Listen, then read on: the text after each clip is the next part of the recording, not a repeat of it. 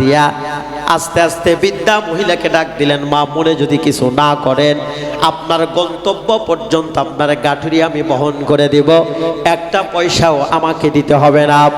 আল্লাহর পয়গম্বর মুহাম্মদুর রাসূলুল্লাহ সাধারণ বৃদ্ধা মহিলার গাঠুরি নিজের মাথার উপরে নিয়ে বৃদ্ধা মহিলার পিছনে পিছনে কুলির মতো যাওয়া শুরু করছে। একদম পাহাড়ের পাদদেশের মধ্যে যাওয়ার পরে বৃদ্ধা মহিলা ডাকদা কয়, পাহাড়ের গুহার ভিতরে কারারে আয়, বের হয়ে আয়।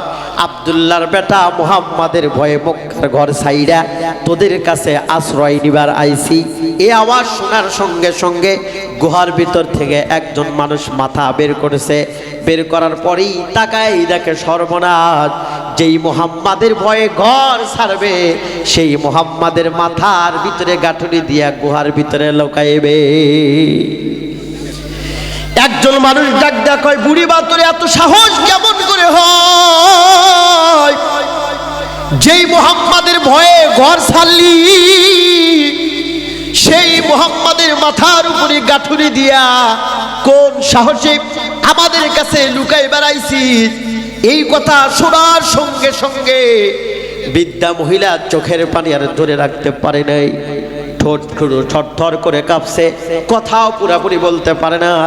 নবীজির চেহারার দিকে তাকায় কয়, বাবা মুহাম্মদ, আগে কেন তুমি তোমার পরিচয় দিলা না? আগে যদি পরিচয় দিতা আমার গাঁঠুনি তোমার মাথায় চাপায় দিতাম না, বেয়াদবি করতাম না। ভুল হয়ে গেছে বাবা, তুমি আমারে ক্ষমা কইরা দাও। পাহাড়ের দিকে তাকায় ডাক দেওয়া কয়, পাহাড়ের গুহার ভিতরে কারারে আয়, বের হয়ে আয়। এটাই যদি আব্দুল্লাহর বেটা মুহাম্মদ হয়, এই মানুষ কোনোদিন মানুষ খুন করবার পারে না, এই মানুষ কোনোদিন মানুষের সাথে খারাপ ব্যবহার করতে পারে না। বাবা যত তাড়াতাড়ি সম্ভব তোমার হাতের ভিতরে হাত দিয়া আমারে কালেমা পইরা মুসলমান বানায়া দাও। আল্লাহু আকবার। দাঁড়ান, এখন কথা হলো নবী আলাইহিস সালাতু ওয়াস সালামকে যারা বিগত দিনে মারতে চাই, প্রতি বদলায় আল্লাহর পয়গম্বর ক্ষমা কইরা তাদেরকে বন্ধু বানায়া দেয়। কথা কোন ঠিক কিনা? নবীজিকে মারতে চাই, প্রতি বদলায় আল্লাহর নবী তাদেরকে ক্ষমা কইরা কালেমার ইসলামের সুশীতল ছায়ার নিচে আনে। এই জন্য ব্যবহার আমাদেরকে ভালো দেখাতে হবে, কুত্তার মতো ব্যবহার করা যাবে না। ক্ষমতা পাইলেই লাভ দেওয়া যাবে না, কারণ এই ক্ষমতা মানুষের আজীবন থাকে না। কথা কন ঠিক কিনা?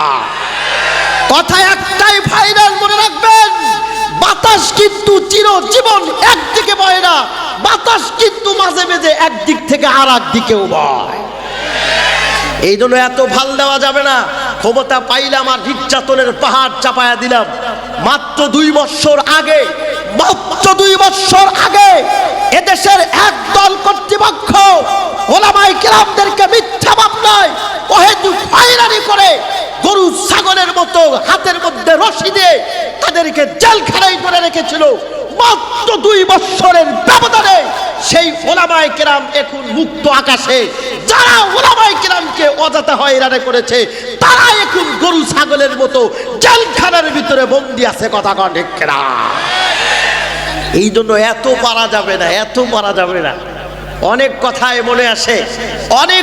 মনে আসে, তবে কথা হলো একটা, কথা যে দলেরই হোক না কেন, যেই হই না কেন, বক্তা হোক আর সভাপতি হোক আর প্রধান অতিথি হোক না কেন, আমার দাবি হলো একটাই, সেটা হলো আমরা কেউ কখনোই কোনোভাবেই কথার স্কেল ক্রস করব না। কথার স্কেল যদি ক্রস কেউ করে, সে যেই হোক না কেন, এহকালেও যেমন ধরা, মরণের পরে চূড়ান্ত ধরা। কথার স্কেল ক্রস করলেই বিপদ।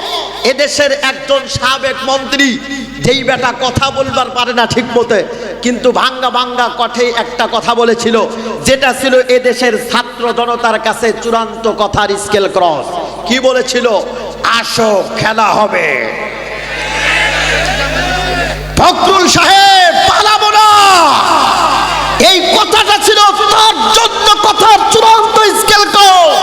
যেই মাত্র এই খেলার কথা বলেছে, এদেশের ছাত্র জনতা পঙ্গু পালের মতো যখন খেলার জন্য মাঠে নামছে, আল্লাহর বান্দা রাত্রির অন্ধকারে খেলার মাঠ এমনকি দেশ ছেড়ে পালাতে বাধ্য হয়েছে।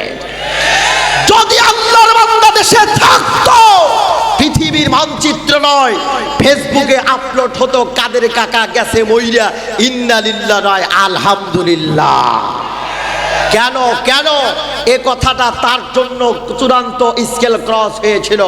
এজন্য আবারও বলছি, তুমি যেই হও না কেন, যে দলেরই হও না কেন, বক্তা সভাপতি শ্রোতা হও না কেন, কথার স্কেল ক্রস করলে দুনিয়াতেও বিপদ, মরণের পরেও বিপদ। আর একজনে কি কইছিল, রাজাকারের বাচ্চারা সব চাকরি হাগরি হইব, আর আমরা সন্তানদের যে পড়াইতেছি গোলার ঘাস কাটবে লেগে, হ্যাঁ আমাদের চাকরি হইব না, আমরা কি ডিউটি দিব কোন জায়গায়? এ কথাটা তার জন্য চূড়ান্ত স্কেল ক্রস ছিল, যার কারণে এদেশের ছাত্র জনতা ক্ষিপ্ত হয়ে তার বাবার মাথার উপরে দাঁড়ায় প্রস্রাব পর্যন্ত করে দিয়েছে। কথা কন ঠিক কিনা? এই জন্য সাবধান, কথার স্কেল ক্রস করা যাবে না, যাবে না, যাবে না। বেশি কথা কইলাম না, তবে ভুক্তভোগী আমরাও কম ছিলাম না। দিনাজপুর মাহফিলে প্রাইভেট কার নিয়ে গেলাম ৮,০০০ টাকা ঠিক করে, যাওয়ার পরে খাইতে বইছি, মাহফিলের আওয়াজে কান কেলে না, খাওয়া শেষই হয় নাই, মাহফিল বন্ধ। আইসা কয় হুজুর হালখাতা খায় একটু টাকাটা নিয়ে যান, মাহফিল আর করবেন দিব না। কি এক জ্বালা দেখেন, অনুমতি নতি নিতে একবার কর্মসারা হয়ে গেছে, অনুমতির কোনো শেষই নাই। হ্যাঁ, আমাদের মতো ওনারাও কিন্তু নির্যাতিত কম হয় নাই। এই জন্য মনে রাখবেন, সময় কারো জন্য বসে থাকে না, একবার এই দিকে যায় আবার মাঝে মাঝে উল্টাও বয়, এত ভাল দেওয়া যাবে না। আল্লাহ পাক আমাদের সকলকেই কবুল করুক, আল্লাহুম্মা আমিন কর। দেন এই সুন্দর করে সুন্দর করে অতিথিদের বান করতে।